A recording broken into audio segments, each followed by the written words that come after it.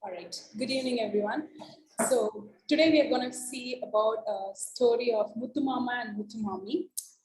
So Muthumama and Muthumami lived in a small house at the edge of a forest. So on the other side of the forest was a town with bustling market. Every Friday they walked to the town to buy groceries. So one such day when Muthumama and Muthumami are returning from the market, a lion suddenly jumped out behind a tree. I haven't eaten in a week. I'm going to eat you, he bellowed. Muthumama and Muthumami trembled with fear. But Muthumami was quick to think of a plan. What? What? She stammered. We're going to offer you hot dosas with spicy sambar and the tastiest and juiciest chutney. But would you rather eat two skinny people? Hard dosas, sir. Spicy sambar and juicy chutney. Yum, yum, yum, yum, yum. But how do I know that you're not lying? Come to our house in the evening. It's behind the banyan tree. We will have the feast waiting for you, said Muthumama quickly. The lion agreed, and the old couple ran home as fast as they can go.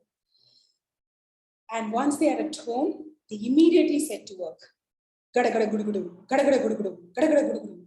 Till at the grinding stone as Muthumama ground fresh coconut, chilies and dal for chutney.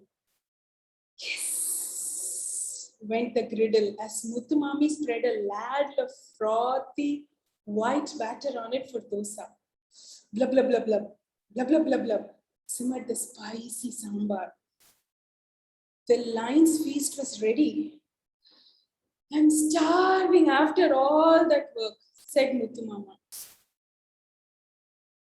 Should we taste the sambar and chutney for salt? Said Muthumami. So they helped themselves with a single dosa with a spoonful of chutney and a laddie's worth of sambar.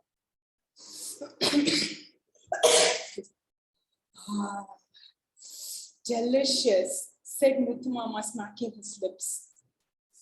Maybe just one more?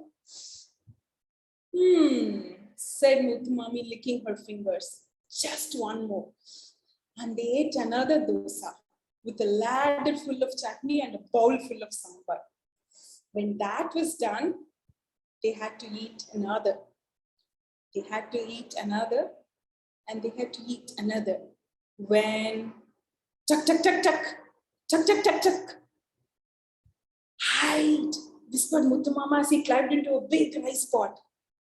Muthumami stuffed herself into a little cupboard. The lion entered the house. The house, oh, the aroma of hard dosas with spicy sambar and tastiest and juiciest chutney. Muthumama and Muthumami, where are they? What happened? Gada gada gudu gudu, gada gada gudu gudu, grumbled lion's empty stomach. He smacked his lips and patted his tummy and entered the kitchen. All lion could find was a scrap of dosa and a drop of sambar and a spear of chutney. Muthumama and Muthumami had eaten all their dosas, all his dosas. Roared the lion. What's this? I've been tricked. The lion was furious. He ran from room to room to find Muthumama and Muthumami. He sniffed the big rice pot. Rice, he said. And he opened the little cupboard, looking for Muthumama and Muthumami. Mothballs. And he was so tired, he was so hungry and upset. He was so upset about being tricked. So he slowly walked back towards the door. Muthumama poked his head out of the rice pot and he sighed with a relief. But his tummy was full with sambar, chutney and dosas. He let out a big burp. And Muthumami heard this. Silly Muthu, and she giggled. And lion heard this. If you think the lion deserved a feast, Jump! Lion ate Muttumama and Muttumama. But if you think the lion doesn't deserve the feast, go ahead and close the door so that the lion doesn't escape and let Muttumama and Muttumama out quickly.